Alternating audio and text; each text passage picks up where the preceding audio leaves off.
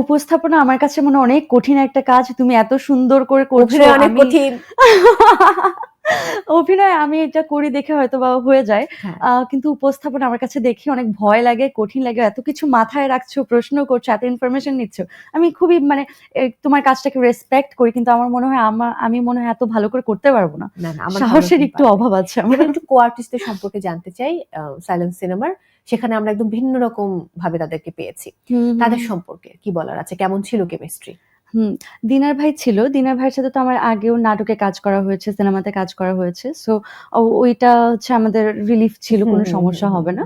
আর সাইমনে Simon হচ্ছে ভাই গিয়ে আমার ১ম বার কাজ হয়েছে এবং তার কাজের প্যাটার্ন, আমার কাজের প্যাটার্ন সম্পূর্ণ আলাদা। আলাদা। হ্যাঁ, সে একটু কমার্শিয়াল মুভি করেছে, আমার একটু আর্ট ফিল্ম করা ২ টাই আগের। সো আমি ভেবেছিলাম যে কেমন হবে না হবে। বাট হচ্ছে রিহার্সাল করেছি আমরা, ইমন ভাইয়া ছিল, আমাদেরকে অনেক পুরো টিম সাপোর্ট অ্যান্ড এভরিথিং মিলিয়ে হচ্ছে দেখলাম কেমিস্ট্রিটা খুব ভালোই হয়েছে এবং দর্শকরাও খুব প্রশংসা করছে। দারুণ। যখন ইমনদা আগে মিউজিক ডিরেকশন দিয়েছে তখন তো আসলে অ্যাজ অ্যান আর্টিস্ট ওইভাবে হয়তো কথা না, বলা না। হয়নি, তার সঙ্গে আড্ডা হুম, দেওয়া হুম, হয়নি। হুম। বাট এই সিনেমা করতে গিয়ে তো অ্যাজ এ ডিরেক্টর তুমি তাকে দেখেছো। হ্যাঁ, হ্যাঁ। সো ডিরেক্টর হিসেবে ইমন সাহা কেমন? ডিরেক্টর হিসেবে আমি হচ্ছে যেহেতু উনার ১ম ডিরেকশন, হুম। তো আমি হচ্ছে একদম এক্সপেকটেশন এত হাই রাখিনি। ভুল ত্রুটি হতেই পারে, কোনো সমস্যা নেই। কিন্তু উনি আমাকে খুবই সারপ্রাইজড করেছে। আমার সেটে যাওয়ার পরে বা রিহার্সাল এর সময়ও একবারের জন্য মনে হয়নি যে উনি ১ম বার ডিরেকশন দিচ্ছেন। বাহ! পুরো সেটে উনি একদম কাম ছিল। পুরো কোনো হইচই হয়নি। খুব সুন্দর করে কাজটাও হয়েছে। হুম, হুম। কোনো রকম ঝামেলা হয়নি।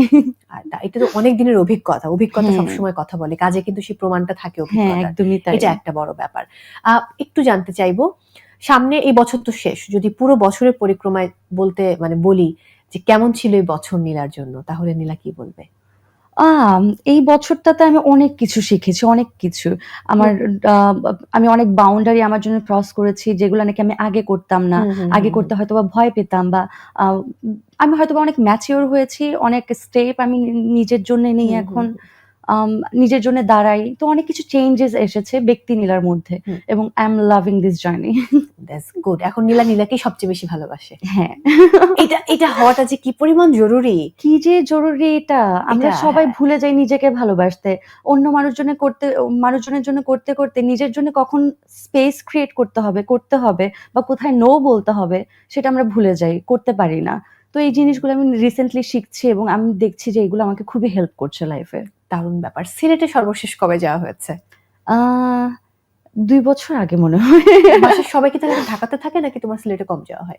আম আমার হচ্ছে সিলেটে কম যাওয়া হয়। হুম, হুম, হুম, আর হুম। ঢাকায়ও ফ্যামিলি আছে আমার, ওখানেও ফ্যামিলি আছে। আমি broken family. So I am so বাবা সরি। হচ্ছে না, আই এম না সো সরি। সরি না। হ্যাঁ। I am totally fine with it now. ছোটবেলাতেই হয়ে হুম, হুম, গেছিল হুম, হুম। আমাদের ডিভোর্স। সো আমার বাবা হচ্ছে গিয়ে সিলেটে থাকে, আমার আম্মু হচ্ছে গিয়ে ঢাকায় ঢাকাতে থাকে। থাকে। আমি আম্মুর সাথে আছি আরকি।